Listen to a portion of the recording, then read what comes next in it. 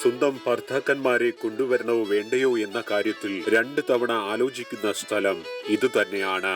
ഒരു കാര്യവുമില്ല, ഇങ്ങനെ വായും പൊളന്ന് അവിടെ നിന്നോളും.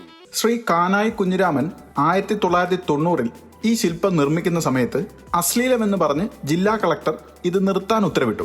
കുഞ്ഞിരാമന്റെ അഭ്യർത്ഥന പ്രകാരം കെ കരുണാകരൻ ഇടപെട്ട് ശില്പം പൂർത്തിയാക്കാൻ നിർദ്ദേശിച്ചു.